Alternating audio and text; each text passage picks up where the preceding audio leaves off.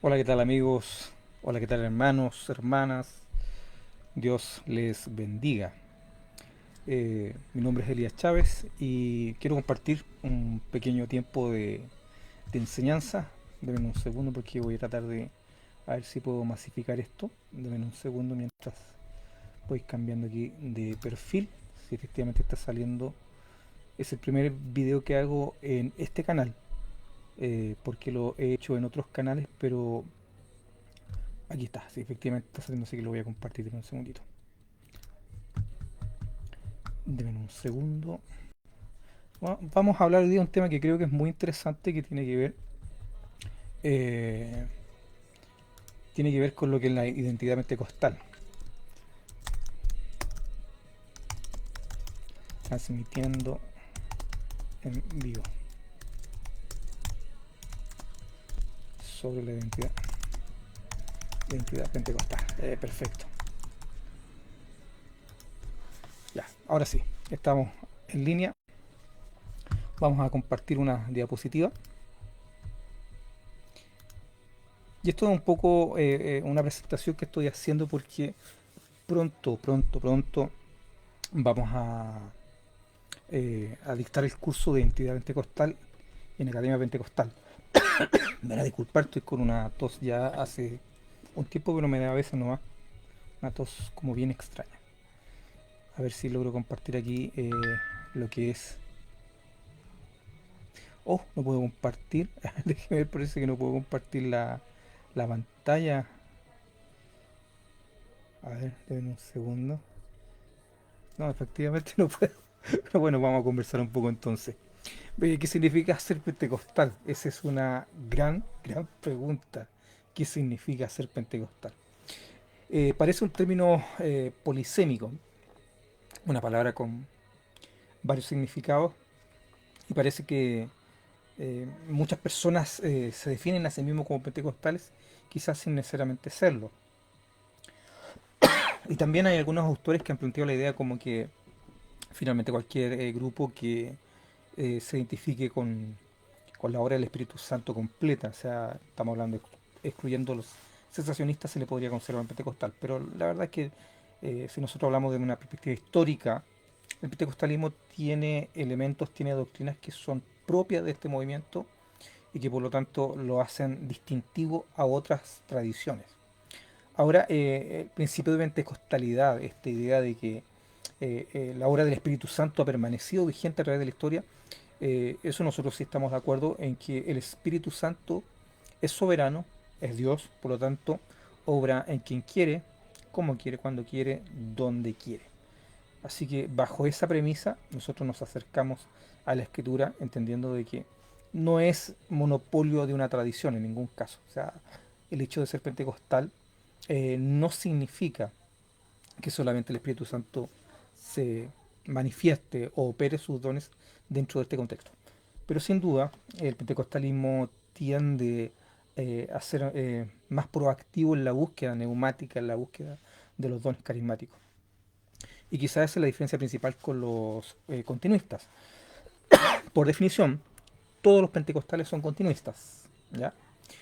Pero no todos los continuistas son pentecostales. O sea, quizás la diferencia está en que un continuista disfruta los dones espirituales, cree en la vigencia de todos, pero no tiene esa intencionalidad que probablemente el pentecostal busca de forma proactiva. El pentecostal se reúne en vigilias, oraciones, ayunos, y hay un interés por tener esta experiencia que es potente, que es transformacional, que es dinámica, una experiencia que marca la vida de un cristiano. Eh, un pentecostal es alguien que cree en lo que se llaman las verdades fundamentales o las verdades cardinales, que si nosotros queremos hacer un paralelo, se pueden considerar, por ejemplo, las solas de la Reforma, ¿ya? En el caso del pentecostalismo, eh, es lo que se llama el Evangelio completo, o el Evangelio, algunos le llaman cuadrangular, que corresponde a Cristo salva, Cristo sana, Cristo bautiza con su Espíritu Santo y Cristo pronto volverá. Entonces, un pentecostal debe creer por lo menos esos puntos doctrinales que son básicos, intransables. Ahora, dentro del pentecostalismo de santidad también se crea un quinto elemento, que es Cristo santifica. Entonces las iglesias que son de carácter metodistas, de carácter pentecostal, tienden a agregar un elemento más. Pero entendemos que los cuatro básicos, vuelvo a insistir, me gusta mucho ese nombre, Evangelio completo. O sea, este nombre de Evangelio completo es muy descriptivo para lo que, cómo considera la fe un pentecostal en lo que cree. Ahora, dentro de este entendimiento igual hay que tener claro que cuando hablamos que Cristo salva, hay implícitos varios otros elementos, y entre estos está, por ejemplo, la idea de que la salvación, la invitación de la salvación es universal, que Cristo, su sacrificio potencialmente alcanza toda la humanidad. Y también entendemos desde una perspectiva sinergista. ¿Qué significa esto? Que creemos que el Evangelio es una invitación, no es una imposición, que aquí no hay arbitrio de parte de Dios en relación a quién es salvo y quién no, algo que es lo que crea el monergismo, el calvinismo, la fe reformada.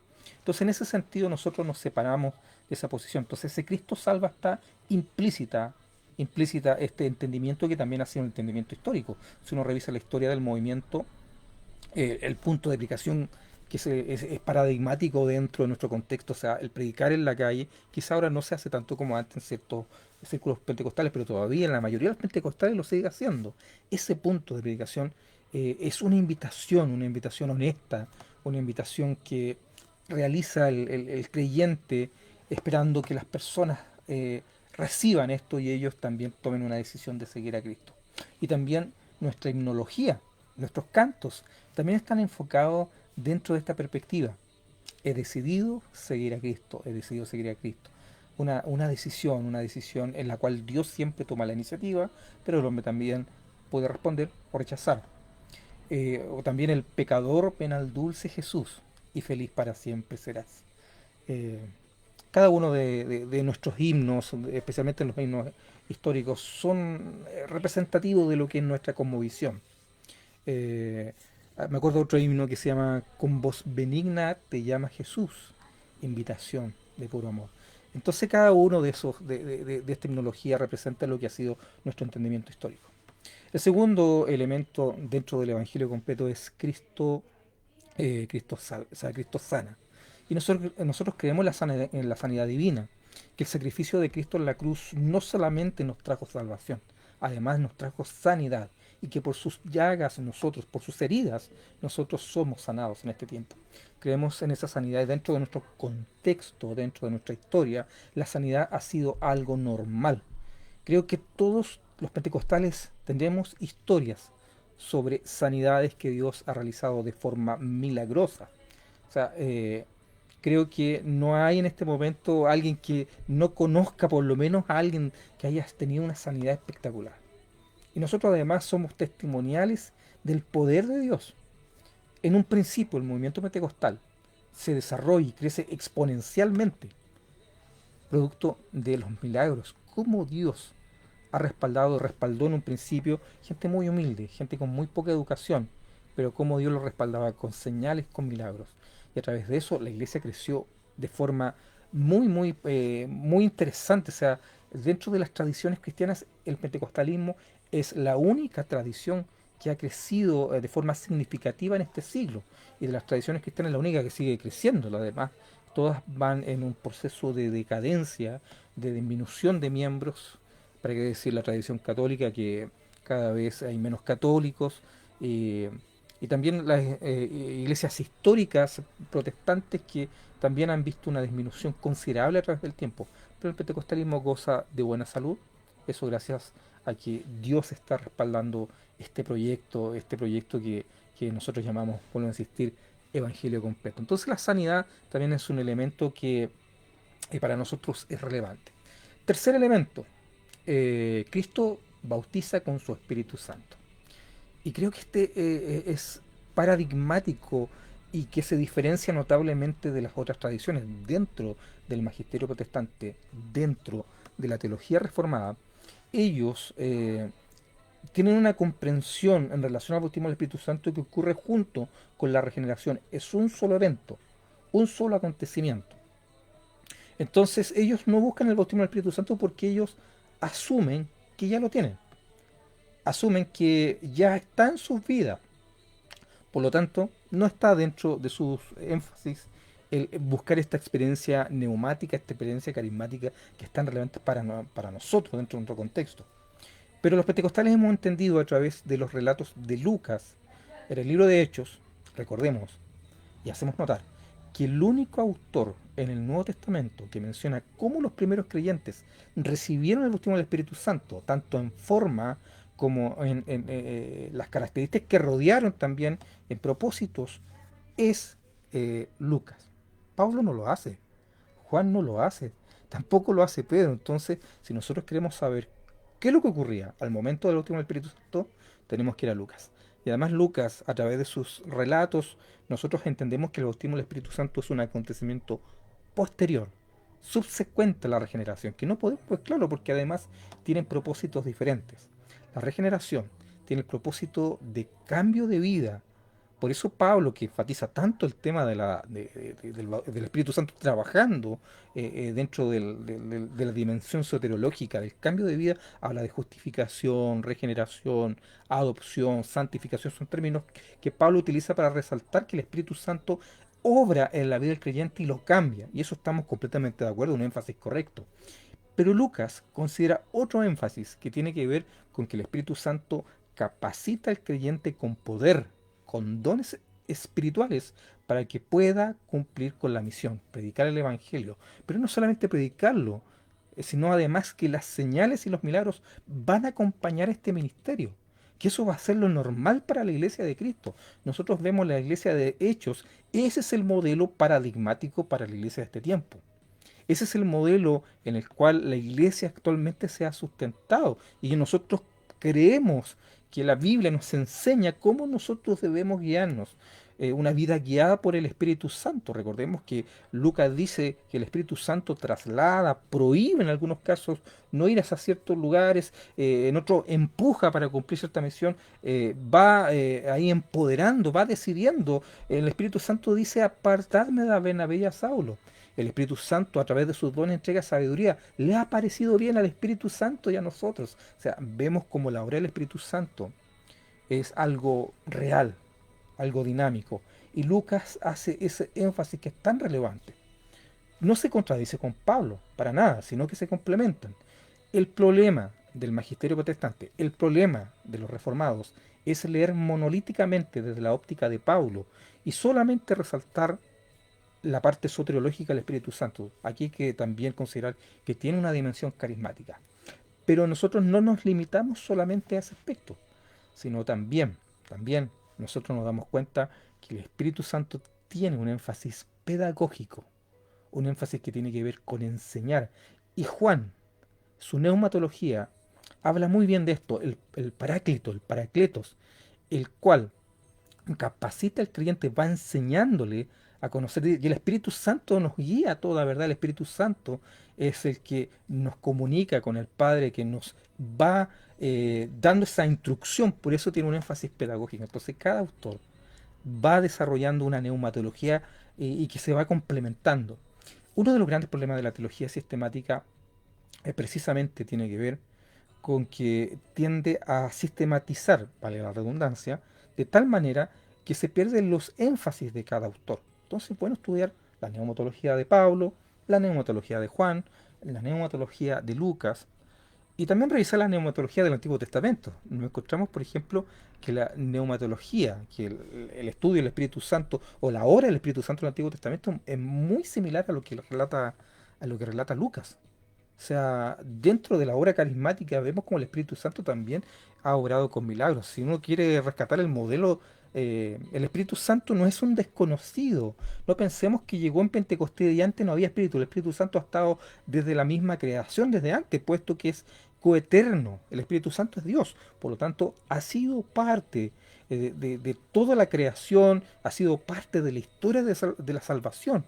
El Espíritu Santo no llega en Pentecostés, estaba antes. La diferencia es que en Pentecostés se produce un hecho que es trascendental, que es la democratización del Espíritu Santo sobre todos los creyentes y además la democratización de los dones. Porque antiguamente los dones estaban reservados para un grupo especial de personas. Podríamos decir incluso de que Dios arbitrariamente decidió algunas personas en las cuales el Espíritu Santo se iba a manifestar. Pero en Pentecostés el Espíritu Santo, por lo que menciona Pedro en relación a la profecía de Joel, es para ancianos, jóvenes, ricos, pobres, esclavos, libres, mujeres, hombres. Y no solamente se limita al pueblo de Israel, sino que ahora se limita para todos los creyentes en todo lugar. Por lo tanto, el Espíritu Santo se transforma en algo importante para la iglesia de Cristo. Así que nosotros miramos, cuando decimos que Cristo bautiza con su Espíritu Santo, que es el tercer elemento, nos referimos a que el Espíritu Santo eh, es una obra subsecuente a la regeneración y con propósitos diferentes. Y la cuarta y última verdad es Cristo pronto viene, o Cristo pronto volverá. ¿Y por qué es tan relevante? ¿Por qué es tan importante? Porque dentro de la comprensión que nosotros tenemos, creo que en el momento en que un pentecostal deje de predicar que Cristo viene y que Cristo viene pronto, en ese momento nosotros ya abandonaremos nuestro formato y dejaremos de ser pentecostales. Es más, gran parte de la predicación que se hace en la calle, que se hace la predicación carismática, la que se hace el inconverso, en su narrativa, está de forma tan fehaciente, con tanta convicción, la idea que Cristo pronto viene. Y eso es lo que creyeron mis padres, que creyeron mis abuelos, que han creído mis bisabuelos, y eso es lo que yo creo. Yo creo que Cristo pronto viene y hace urgente predicar las buenas nuevas. Así que tenemos varios elementos ahí que considerar, los cuatro que son los elementos principales del, vuelvo a insistir, llamado Evangelio completo. Lo repito nuevamente, Cristo salva desde una perspectiva sinérgica, ¿ya? Una perspectiva de invitación, no de imposición. Cristo sana como, como la sanidad como algo vigente y que contradice el determinismo. Miren, un testimonio corto, nosotros somos testimoniales los pentecostales. Llegó una hermana acá hace poco tiempo, venía de una iglesia determinista, una iglesia bautista en la cual ella pidió oración por una enfermedad y no oraron por ella porque, bueno, y su oración o lo que hicieron estaba muy enfocado. Si Dios lo determinó de esa manera, ¿quiénes somos nosotros para contradecir a Dios? Pero bajo ese determinismo que parece muy piadoso, hay una contradicción a las promesas que Dios hace para su iglesia. Y vuelvo a insistir, nosotros hemos visto la sanidad de Dios, hemos visto los milagros de Dios y milagros creativos, ¿ya? Que de repente algunos dicen, no, pero ahora no existen milagros creativos, sí existen. Y nosotros lo hemos visto, milagros de multiplicación, milagros de vida, donde no debería haber vida, Dios coloca o Dios permite que haya vida. Tercero, el bautismo del Espíritu Santo como obra subsecuente a la regeneración. Y cuarto, Cristo viene pronto. Así que son los cuatro elementos del Evangelio completo. Ahora, vuelvo a insistir en relación a que este es el modelo básico para considerar a alguna persona como pentecostal. Si un pentecostal no cree en alguno de estos énfasis, pero sí cree en la continuidad de los dones, se le podría considerar un carismático, ¿ya? Por eso mi posición al respecto a esto es que el nuevo movimiento que se denomina Pente Reformado, que para mí es un oxímoron, es una contradicción de términos, quizá el término correcto sería hablar de calvinistas, si ellos siguen creyendo o siguen practicando los dones espirituales, se le podría llamar calvinistas carismáticos, creo que sería un nombre más apropiado, pero capturar el nombre pentecostal me parece peligroso, puesto que hasta cierto punto desfigura el entendimiento que nosotros debemos tener sobre lo que es el Evangelio completo. Creo que el término pentecostal no debiera usarse de una forma quizás tan como, o tantos significados. Ahora que hay diferencias y son legítimas, sí, pero diferencias quizás de segundo orden. O sea, mientras nosotros estemos de acuerdo con todas las posiciones básicas, creo que no debería haber inconveniente. Voy a aprovechar de saludar. David, Dios te bendiga, David Vivar, una señal del Alma Radio TV, Dios te bendiga. Oh, mi buen amigo, Pastor Boris Márquez, Dios te bendiga, querido. Así que muchas bendiciones. Bueno, estoy haciendo un pequeño live en este momento, también promocionando porque vamos a hacer pronto la asignatura de identidad pentecostal y ahí vamos a analizar cada uno de estos elementos que creo que son tan importantes, así que por eso estoy promocionando. Ahora, no puedo compartir la pantalla, pensé que podía compartir, que tenía ahí algunas diapositivas, pero estamos aprovechando de conversar. Realmente me pilló un poco la tecnología, ya sé que para otro tengo que ocupar otra aplicación, pero aquí no me permite esto. A ver, voy a ver, denme un segundito, si puedo aquí hacer algo. No se puede hacer. No puedo por aquí. Bueno. Eh, hola, mi hermano David Sánchez, Dios te bendiga, Dios te bendiga. Oh, ¿cómo está, Pastor Elías? Ahí tenemos nuestro tocayo. Firme y adelante, eso es un himno, pero histórico dentro de nuestro contexto. Hermano Rodrigo San Martín, Dios te bendiga también, bendiciones. Bendiciones a cada uno de mis hermanos. Bueno, sigamos porque estamos viendo lo que es el Evangelio completo. Déjeme, aquí tengo unas diapositivas. Eh, bueno, lo que es la identidad pentecostal ha sido un tema eso, tratar de definir lo que nosotros creemos. Por ejemplo, aquí tengo algunos puntos, no tengo cómo compartirlo. Bueno, aquí hay una pantalla grande al lado, yo trabajo con dos pantallas, pero tenemos acá, por ejemplo, que nuestra liturgia, nuestra forma de reunirnos y adorar, nuestras reuniones son dinámicas. O sea, para nosotros es importante y nosotros decimos que hay libertad.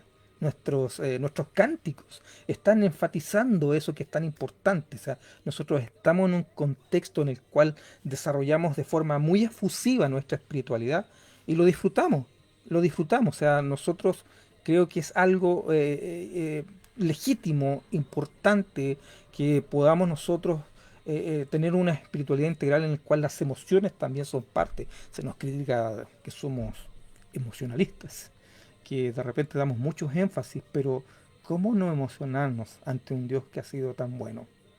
¿Cómo no dejar de afirmar de que ese Dios que es trascendente, que es omnipotente, ese Dios que es soberano, ese Dios que es inconmensurable, Él decide venir y hacer habitación en nosotros? Y nosotros reaccionamos ante esa presencia maravillosa. Entonces, lo expresamos porque además entendemos que la fe no solamente tiene que ver con una dimensión cognitiva, con una dimensión lógica, sino también tiene que ver con una experiencia. Y relevante la experiencia. Ahí tenemos nosotros, podemos resaltar lo que... y ahí donde nosotros podemos también considerar lo que es la teología wesleyana y cómo Wesley desarrolla una espiritualidad integral.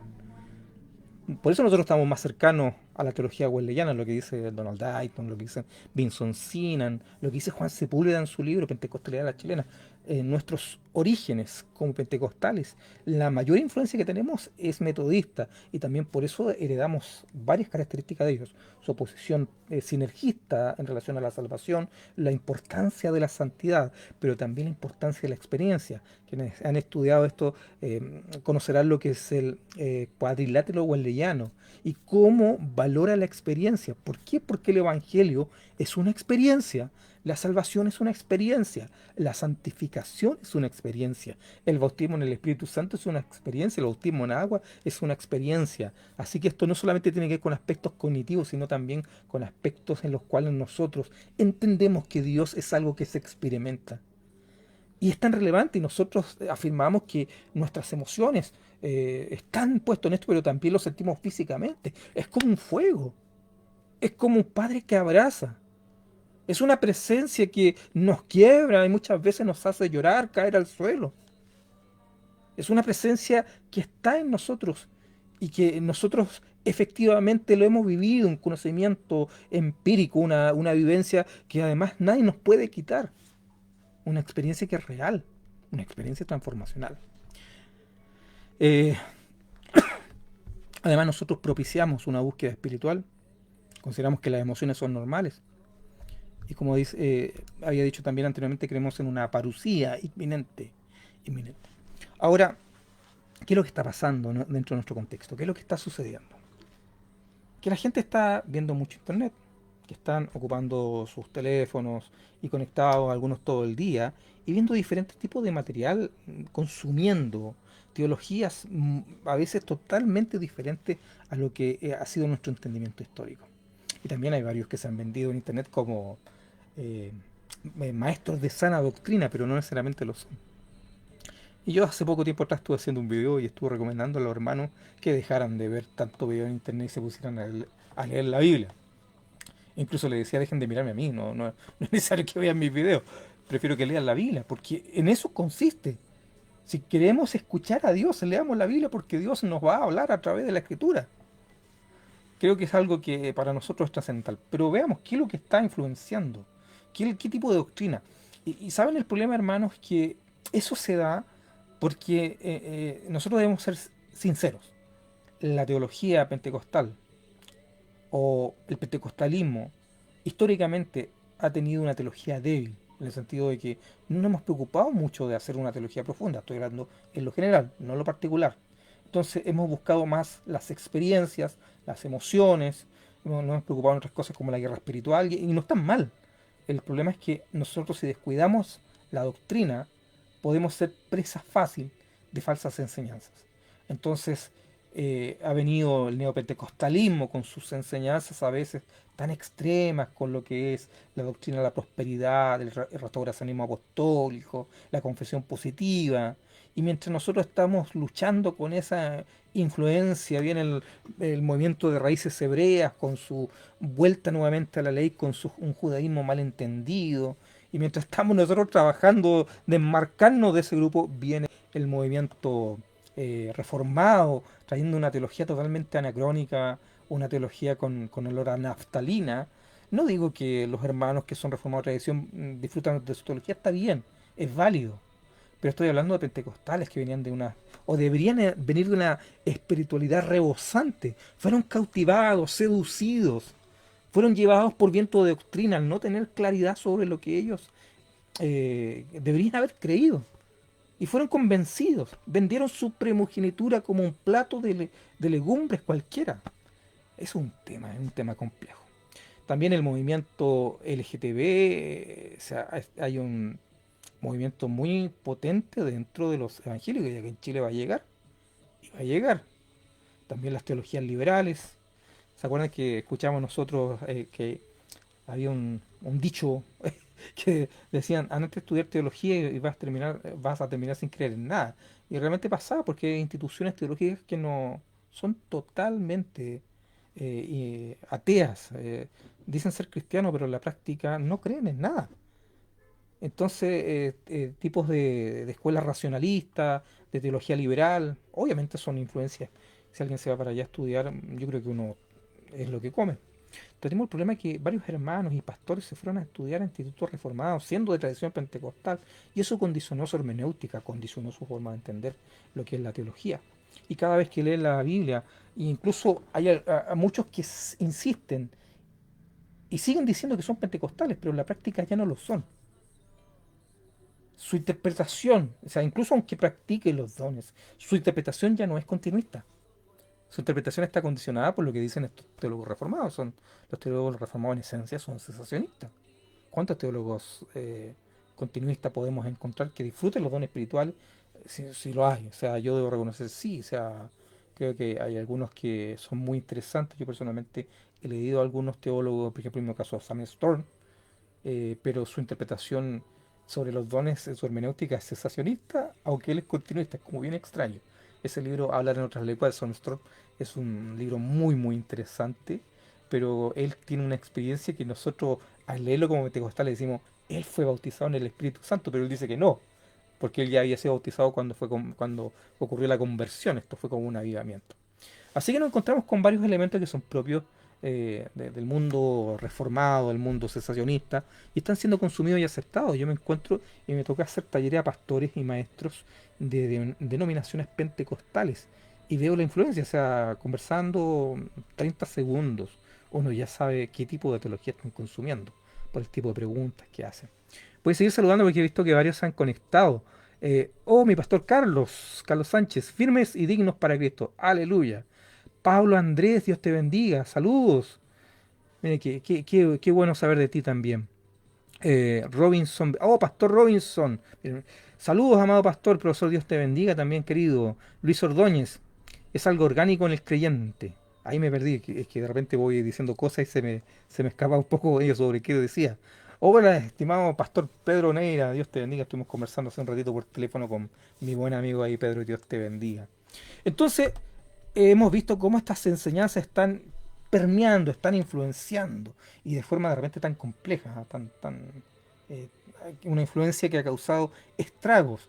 Y el pueblo no sabe discernir, o sea, estoy hablando que muchas personas que están consumiendo, y saben que hoy día, hace poco hacía un video, me preguntaban por R.C. Sproul. R.C. Sproul. ¿Quién es R.C. Sproul? Es un teólogo reformado estadounidense, murió hace algunos años, y es uno de los referentes del movimiento del nuevo calvinismo. R.C. Sproul, creo que él desarrolló de forma muy coherente el don de enseñanza, una habilidad grande para poder transformar enseñanzas complejas en algo más sencillo. Ahora eso no significa que fuera capaz de explicarlo todo. Yo me he encontrado con varias cosas que él dice que no las explica de forma coherente porque su hermenéutica no es coherente en el sentido de la posición en relación a al determinismo teísta. Pero sí me pasa algo con él que lo encontraba un escritor, porque yo no veo videos, sino que leía. Y el primer libro que conocí de él se llama Doctrinas Bíblicas, algo así, que era un libro que publicó la FLET hace algunos años. Las grandes doctrinas bíblicas, así se llamaba.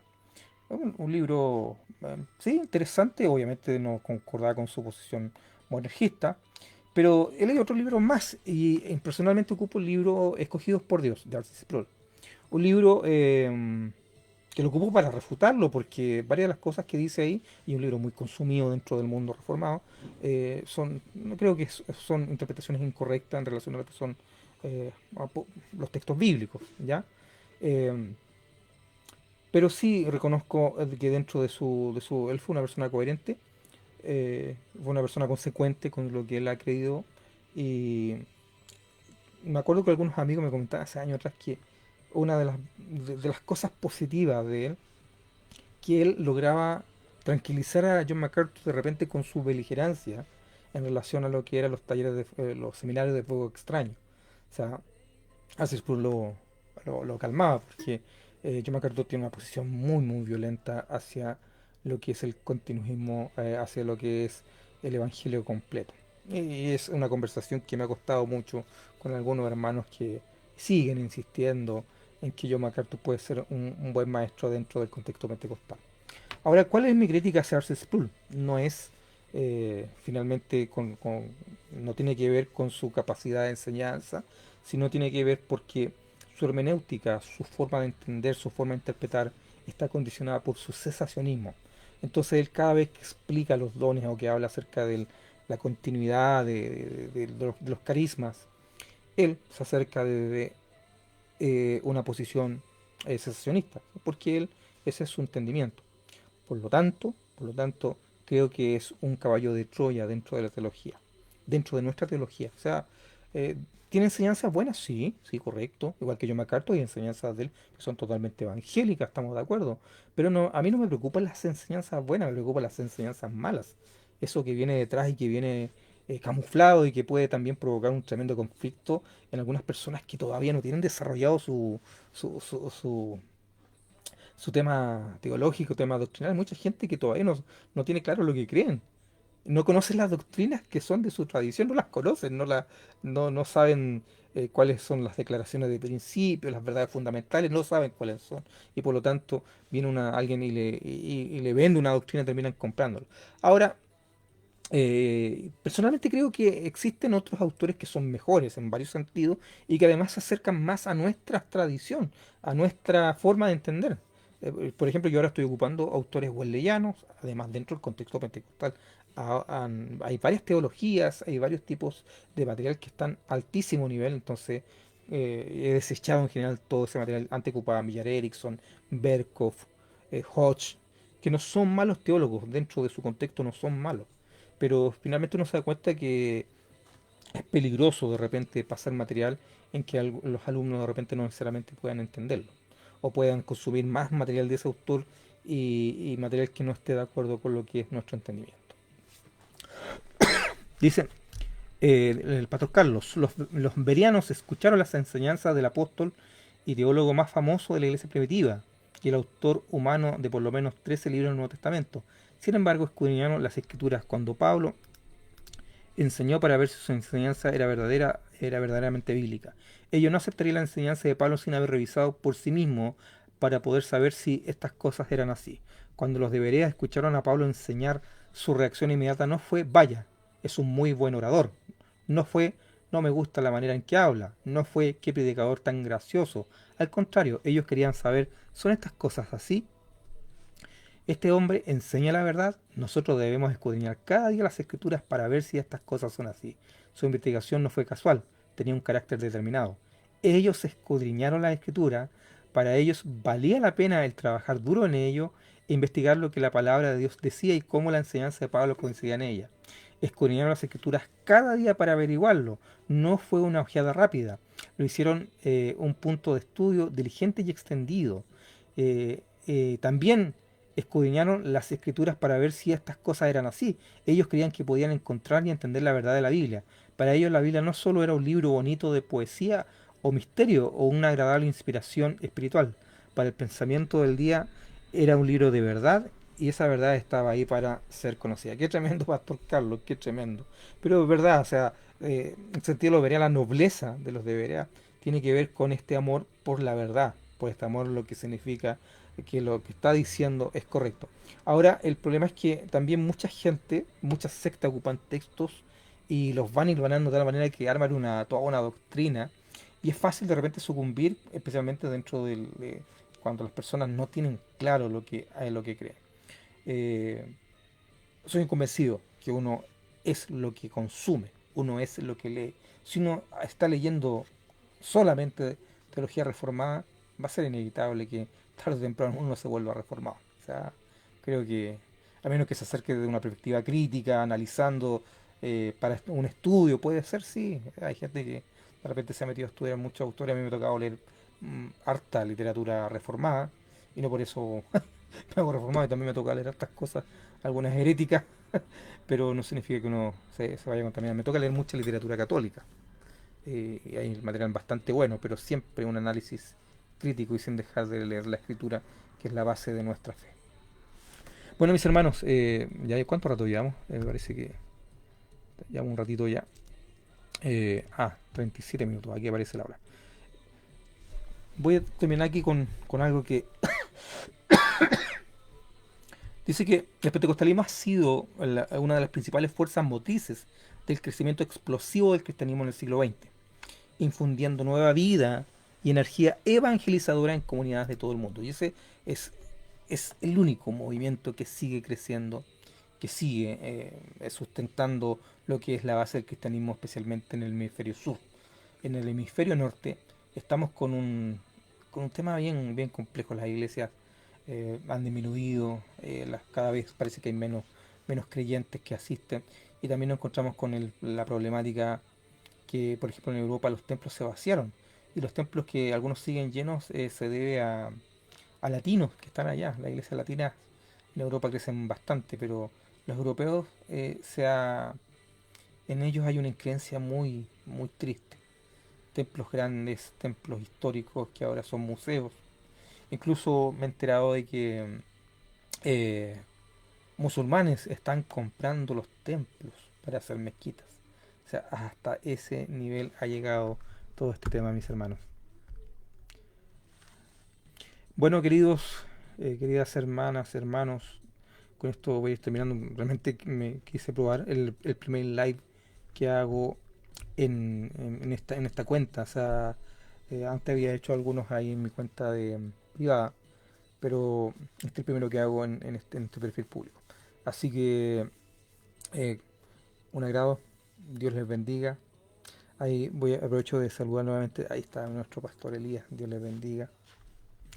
Un gran abrazo a cada uno de ustedes, bendiciones, mi hermano Robinson, mi pastor Carlos, muchas bendiciones, querido Pedro, a cada uno un gran abrazo. Voy a dejar el video colgado a ver si podemos compartir esta enseñanza. Bendiciones, chao, chao.